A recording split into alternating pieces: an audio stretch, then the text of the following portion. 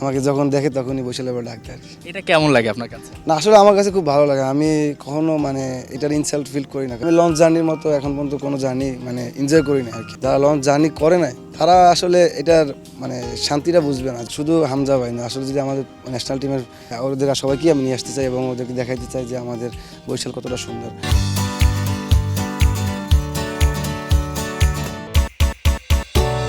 প্রাচ্যের ভেনিস বরিশাল থেকে আপনাদের সবাইকে স্বাগত জানাচ্ছি। আমি হাসান সজীব। ধান নদী খাল এই তিনে বরিশাল, ঠিক কীর্তনখোলা নদীর পাড়ে দাঁড়িয়ে আছি এমন একজন মানুষের সঙ্গে যাকে সবাই চেনেন, নতুন করে পরিচয় করিয়ে দেবার কিচ্ছু নাই। রাকিব হোসেন আছেন ৭১ খেলাযোগের সঙ্গে। রাকিব, আপনাকে স্বাগত ৭১ খেলাযোগে। একেবারে আপনার বাড়ির উঠোনেই দাঁড়িয়ে রয়েছি বরিশালে বসেই আপনার সাক্ষাৎকার নিচ্ছি। যেরকম ওয়েদার, দারুণ একটা পরিবেশ, আপনিও নিশ্চয়ই উপভোগ করছেন। হ্যাঁ, খুব ভালো লাগতেছে, কারণ যখনই আমি সময় পাই আমার বরিশালে চলে আসি, কারণ আমার মাতৃভূমি, আমার এখানে খুব ভালো লাগে এবং এখানে আমি খুব এনজয় করি। নিশ্চয়ই আপনি আরও বেশি এনজয় করেন যখন আপনি এখানকার মাঠে যান, যে মাঠ থেকে আপনি উঠে এসেছেন, এখন আপনি ন্যাশনাল টিমে খেলছেন, ভবিষ্যতে বাংলাদেশকে আরও বেশি সার্ভিস দিবেন এবং সেই সঙ্গে আপনি প্রিমিয়ার লিগেও খেলছেন। একটু জানতে চাই, এই গল্পটা সবাই হয়তো বা জানে যে আপনার উঠে আসার, তারপরেও একটু মনে করিয়ে দেয়া, যেহেতু আপনি নিজ মাতৃভূমিতে এসেছেন, কিভাবে আসা হলো ফুটবলে এবং কিভাবে আমরা রাকিবকে পেলাম? আসলে আমি ছোটোবেলা থেকেই খেলাধুলা অনেক পছন্দ ছিল, তো ফুটবল পছন্দ ছিল, তার থেকে আমি মানে সবসময় খেলাধুলা করতাম। ওখানে আমার দুইটা ভাই ছিল, সোহেল ভাই এবং রাকিব ভাই। দুই ভাই আমার খুব মানে হেল্প করছে, কারণ ওরাই আমাকে প্রথম মাঠে নিয়ে আসে স্টেডিয়ামে এবং ওখানে টুর্নামেন্ট ভালো খেলি। তারপর ওরাই আমার ফ্যামিলিকে বলে যে না, ফুটবল খেললে ভালো কিছু করতে পারবে, কারণ ফ্যামিলি ওরকমভাবে রাজি ছিল না খেলাধুলার প্রতি, কারণ গ্রামের সবাই কিন্তু একটা খেলাধুলার প্রতি অনীহা থাকে। বাবা মার যতক্ষণ না সে ভালো কিছু করতে পারে। তো তারপর থেকে ভাইয়েরা অনেক হেল্প করছে, স্টেডিয়াম নিয়ে আসছে। তার হাত ধরে আমাদের কোচ আছে মশিউর আলম স্বপন, সে আমাকে ভালো ট্রেনিং দিছে, ভালো প্র্যাকটিস করছি তার কাছে, এবং সে আমাকে ফুটবল সম্বন্ধে অনেক কিছুই মানে শিখাইছে, যার কারণে আমি আজকে রাকিব হয়ে দাঁড়াতে পারছি। যখন আপনি ফুটবল খেলাটা শুরু করেন, মানে ওই সময়ে যে ফুটবলার হয়ে আয় করার যে ব্যাপারটা, সাধারণত ক্রিকেটে আমরা দেখি যে আয়ের পথটা খোলা খুবই সহজ বাংলাদেশের তুলনায়। তো এই বিষয়টা কি মাথায় থাকতো যে এটাকে পেশা হিসেবে নিব, একটা অনিশ্চিত ভবিষ্যৎ, এইটা নিয়ে আপনার ফ্যামিলি মেম্বারই বা কেউ কিছু বলতো কিনা? হয়তো বা আপনার মধ্যে একটা সম্ভাবনা দেখতে পেয়েছে, আপনার কোচ আপনাকে কোচিং করিয়েছেন, ভবিষ্যৎটা তারা দেখতে পেয়েছেন, কিন্তু আলটিমেটলি বাংলাদেশের ফুটবলের ভবিষ্যৎ যখন আপনি শুরু করেন তখন তো এখনকার মতো এতটা উজ্জ্বল ছিল না, যদিও এখনও পুরোপুরি উজ্জ্বল নয়। তখন কেমন লাগতো, কি বলতো পাড়া প্রতিবেশী সবাই? আসলে বাবা মা তো সবসময় বলতো আমার ছেলে মেয়ে তো ভালো কিছু করুক, সেটা তারা চায়, তো পড়াশোনা করার কথাই বলতো সবসময়, কারণ খেলাধুলার প্রতি সবারই অনীহা থাকে। কারণ বাংলাদেশের ফুটবলটা কিন্তু এখনও ওরকমভাবে এস্টাবলিশ হতে পারে না, কারণ আপনি দেখেন এখন পর্যন্ত কিন্তু আমাদের লিগ এখন পর্যন্ত এরকমভাবে কিছু করতে পারে না। তো তখনও কিন্তু এরকমভাবে ছিল না, কিন্তু ফুটবলটা আসলে পেশা হিসেবে নিব কিনা জানি না, কিন্তু এটা ভালোবাসা ছিল আমার। ছোটোবেলা থেকেই আমি অনেক ভালোবাসতাম খেলাধুলা, রাত জেগে ফুটবল খেলা দেখা হইতো। তো এই থেকেই শুরু, এবং যখন আমি প্রথম মাঠে আসি তখন আমার কোচ এবং আমার তখন সেক্রেটারি ছিল আমাদের সুরুজ কাকা, সে খুব আমার ভালোবাসতো এবং সে আমাকে খুব সাপোর্ট দিত সবসময়। তো সে আমাকে বলতো যে তুমি ভালো ফুটবলার হতে পারবা, এবং তখন আমার ছিল মিডফিল্ডার আসলে। সে আমাকে পজিশন চেঞ্জ করে এবং উইঙ্গার খেলতে বলে যে তুমি উইং খেললে তুমি ভালো কিছু করতে পারবা। তো তারপর আমি যখন ঢাকায় যাই এবং ঢাকা যাওয়ার পর ফুটবল খেলি, তখন থেকে আস্তে আস্তে আমি পেশাদার ফুটবলার হওয়ার চেষ্টা করি, কারণ আমি দেখছি আমাদের দুজন ভাই আছে, বড় ভাই, যেমন আরিফ ভাই আর ইয়াসিন ভাই, এদের খেলা আমি দেখতাম। সবসময় ইচ্ছা হইতো যে না, তারা যেভাবে জাতীয় দলে খেলতেছে আমারও খুব খেলার ইচ্ছা ছিল। তখন থেকে আমার ভিতরে একটা ফুটবল খেলার ইচ্ছা পোষণ হয় এবং আমি আল্লাহর রহমতে আজকে এই জায়গায় আসতে পারছি। এই যে আপনি ফুটবলার হওয়ার জার্নিটা বলছিলেন, হয়তো বা কখনোই নদীর পাড়ে খেলেছেন, কোথাও চরে গিয়ে খেলেছেন, কোনো একটা সময় হয়তো বা সন্ধ্যা ঘনিয়ে রাত হয়ে গিয়েছে, বাসায় ঢুকতেও সমস্যা হয়েছে। এই ব্যাপারগুলো, বা আমি যদি আরও বলি, ফ্রেন্ড সার্কেল হয়তো বা আপনার ভালো ফুটবল খেলার সুবিধা আপনাকে বিভিন্ন জায়গায় নিয়ে গিয়েছে, সেখানে বাহবা পেয়েছেন, হাততালি পেয়েছেন, কিন্তু বাসায় গেলে হয়তো বা বকাঝকা কিংবা মারও খেতে হয়েছে। সেই ধরনের গল্প তো নিশ্চয়ই অনেক আছে। হ্যাঁ আছে, কারণ আমি যখন পড়াশোনা করতাম তো মোটামুটি ভালো স্টুডেন্টই ছিলাম তখন। তো বাবা মা খেলাধুলো পছন্দ করতো না, আসলে বন্ধু বান্ধব নিয়ে লুকাই খেলতে হতো। তখন আমাদের স্কুলে যে টিচার ছিল তার সাথে প্রাইভেট পড়া হতো, তো মাঝে মাঝে প্রাইভেট লুকাই খেলা হতো। বাসায় যখন রাতে যেতাম আর কি, তখন খুব ভয় লাগতো যে না বাবা জানছে যে আমি আজকে স্কুলে যাইনি অথবা প্রাইভেট পড়তে যাইনি, তখন এটা নিয়ে সে অনেক বকা দিত অথবা মারধরও করতো।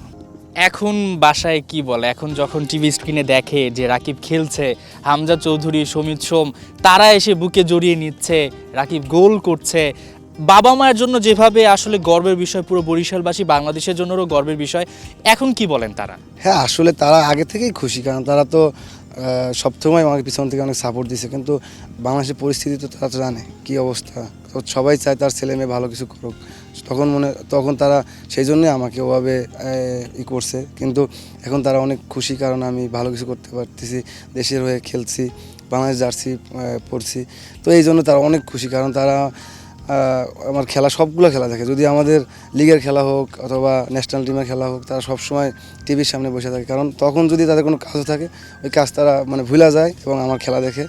আর স্পেশালি আমার বাবা বলেন, আমি যদি খেলতে যাইতাম আর আসলে আশেপাশে খেলতে যাইতাম, তো আমি বলতাম না তারে যে আমার খেলা আছে আজকে ওইখানে, কিন্তু আমি যখন খেলতে নামতাম তখন দেখতাম যে সে মাঠের পাশে দাঁড়ানো আছে, কারণ সে খুব ভালোবাসতো খেলা।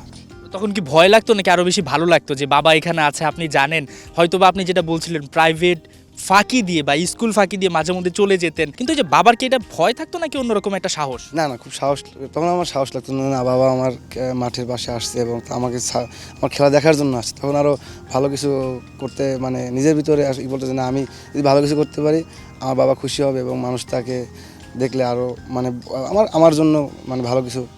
বরিশালের প্রতি আপনার একটা আলাদা টান রয়েছে, আপনি একটু আগে বলছিলেন যে একদিনের ছুটি হলো, কারণ আপনাদের প্রচুর ব্যস্ত একটা স্কেডিউল থাকে, লিগ থাকে, প্র্যাকটিস থাকে বা অনেক ধরনের এখানে রেস্ট্রিক্টেড ব্যাপার থাকে, চাইলেই আসা যায় না ছুটি নিয়ে, একদিন ছুটি পেলেই চলে আসেন এই একদিন এখানে কাটানোর জন্য। এসে আসলে কি কি করেন ছুটিতে, এবং স্পেশাল মুহূর্ত নিশ্চয়ই তৈরি হয় প্রত্যেকটা ছুটির সময়?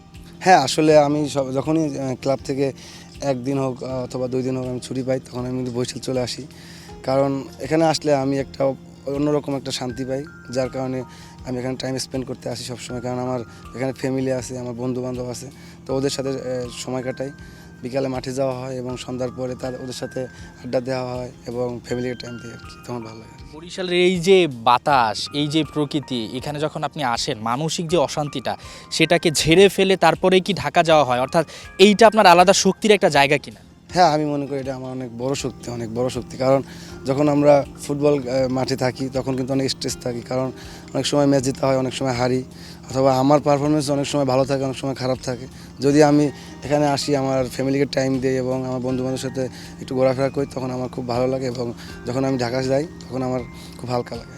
এই যে শীতের সময় হাঁসের পার্টি হয়, বন্ধুদের সঙ্গে ঘোরাঘুরি হয়, পিকনিক হয়, কোনো একটা চড়ে যাওয়া হয়, আগে হয়তো এটা একটু বেশি হতো, এখনও কি সেটা রাকিব ধরে রেখেছেন নাকি এরটা একটু সীমাবদ্ধ হয়ে গিয়েছে? না না, আসলে আমি আগেও যেরকম ছিলাম তো এখন তেমনই, বন্ধু বান্ধব নিয়ে ঘোরাফেরা পছন্দ করি, এখনও ওই আগের মতোই আছি, তো চেষ্টা করি ওদের সাথে ভালোভাবে টাইম স্পেন্ড করা, এবং আপনি যে বললেন হাঁস পার্টি এবং এগুলো হয়, এখনও হয়, কারণ আমরা আগে নিজেরা করতাম, এখন কিন্তু অনেক দোকান অনেক হয়েছে, তো ওখানে যাওয়া হয় এবং বন্ধু বান্ধব নিয়ে ঘোরা হয় এবং খাওয়া হয়। বরিশালের স্পেশাল কোন খাবারটা রাকিবের সবচেয়ে পছন্দের? সেটা হতে পারে মায়ের হাতের রান্না, সেটা হতে পারে আপনার রিলেটিভ কেউ খুব ভালো রান্না করেন, কোন খাবারটা খেতে সবচেয়ে মুখিয়ে থাকেন রাকিব? আসলে ছোটোবেলা থেকে আম্মার খাবার খুব ভালো লাগে, কারণ সে যখন রান্না করে তো আমি ওইটা অনেক মজা করে খাই, কারণ আমি কিন্তু যখন একটু বড় হই তারপর থেকে ঢাকা থাকা হয় এবং বাসায় কিন্তু এরকমভাবে আসা হয় না, যখনই আসি বা আম্মা অনেক ভালো ভালো যেগুলো আমি পছন্দ করি খাবার রান্না করে, তো ওগুলো আসলে খুব আমি এনজয় করি। বরিশাইল্লা বলে এটা তো একটা অনেকের কাছে মধুর ডাক, অনেকে দুষ্টমি করে বলে।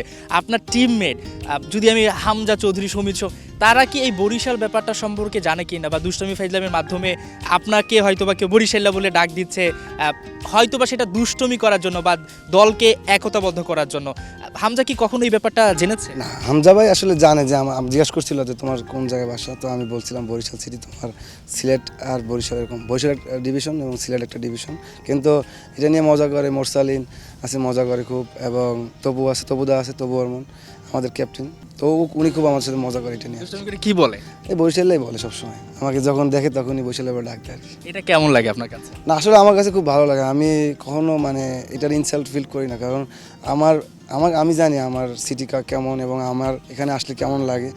আমার খুব ভালো লাগে যে যখন আমি এখানে থাকি আমি খুব এনজয় করি বরিশাল।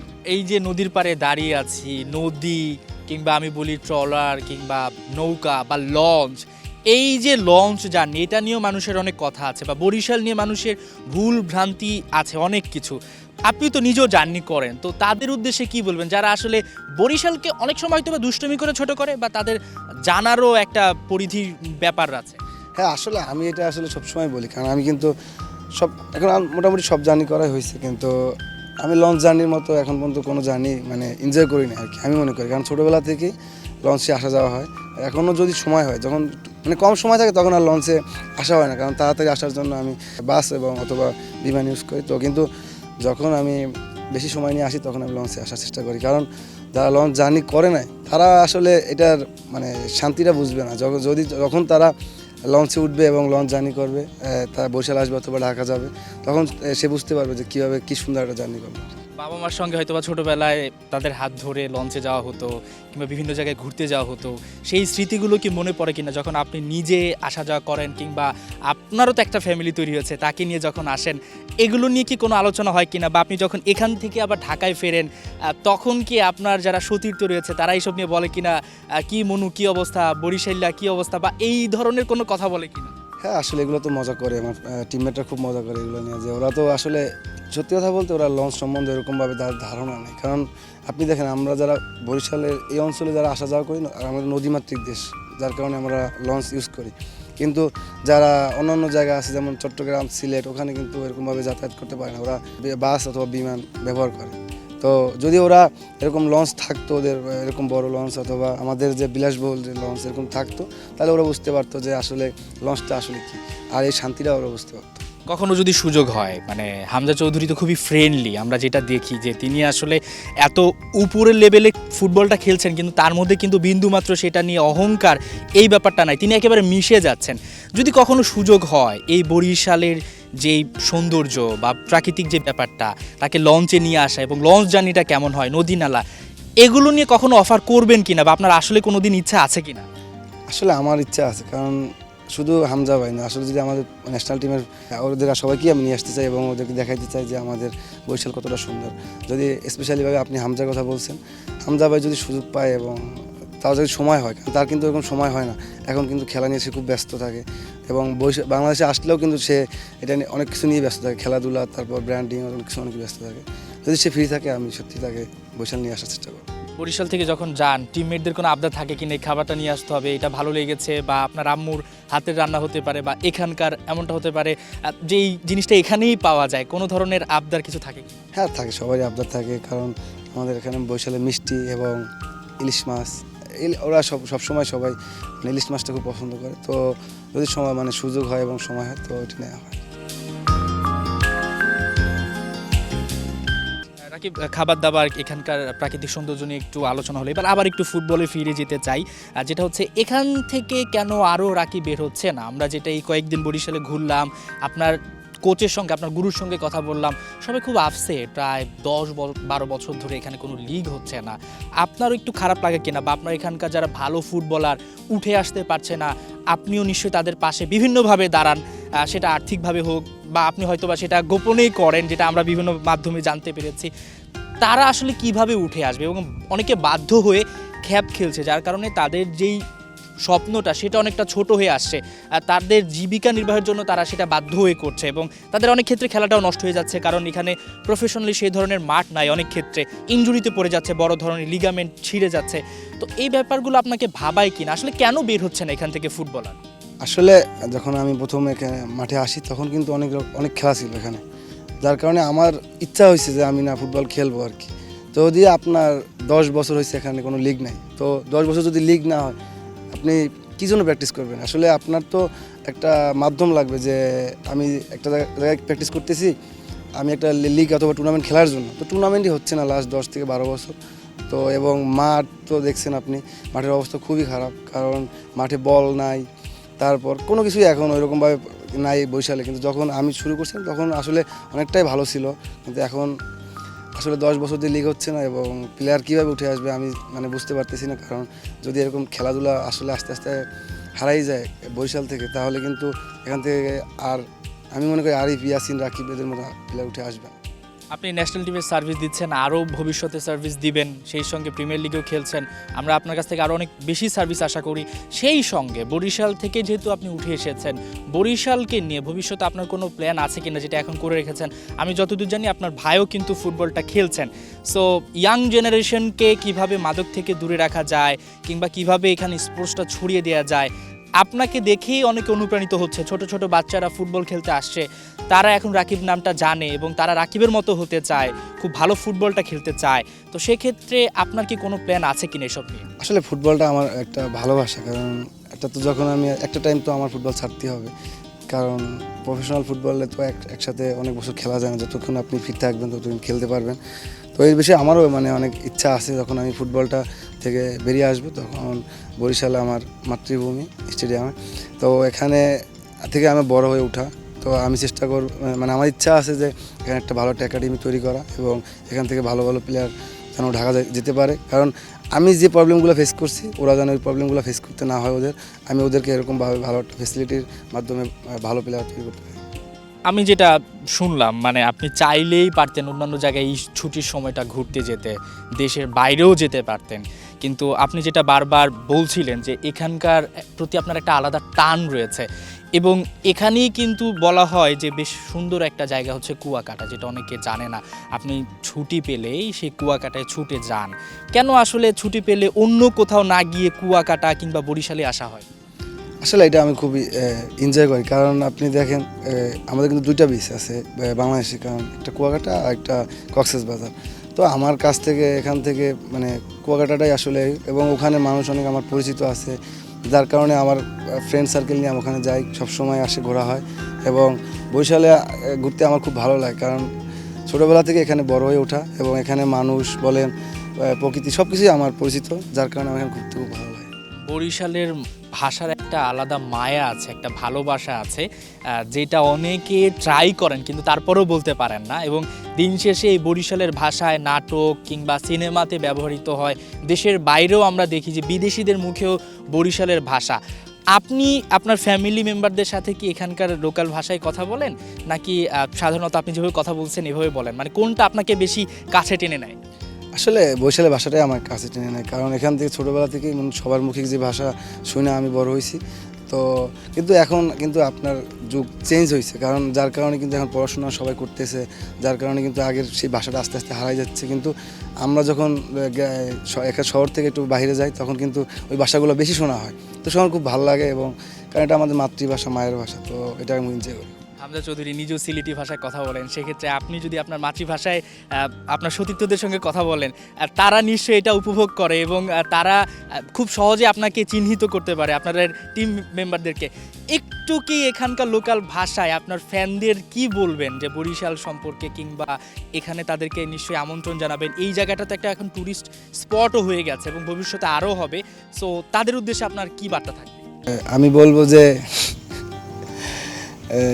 আপনারা সবাই এখানে আসুন ঘুরতে, বরিশাল অনেক সুন্দর এবং বরিশালকে এখানে আসলে খুব এনজয় করবে। বরিশাল আরও বেশি সুন্দর হয়ে উঠবে। রাকিব যদি বরিশাল থেকে আরও বেশি ফুটবলার উঠে আসে, রাকিবের মতো আরও রাকিব তৈরি হবে এবং বাংলাদেশকে প্রতিনিধিত্ব করবে। বাংলাদেশ যে স্বপ্ন দেখছে ফুটবল নিয়ে একটা সময় বিশ্বকাপ খেলবে, সেটা হয়তোবা খুব বেশি দূরে নয়। রাকিব, আপনাকে অসংখ্য ধন্যবাদ। আমরা কথা বলছিলাম বরিশালের কৃতি সন্তান রাকিবের সঙ্গে, যিনি আসলে স্বপ্ন দেখেন এখান থেকে আরও অনেক রাকিব উঠে আসবে। এবং এই যে বরিশালের সৌন্দর্য, এই যে বরিশালকে নিয়ে মানুষের অনেক ধরনের ভুল ধারণা, সেটাও তিনি ভেঙে দিতে চান এবং সবাইকে আমন্ত্রণ জানিয়েছেন প্রাচ্যের ভেনিসে আসার জন্য। হাসান সজীব, ৭১, বরিশাল।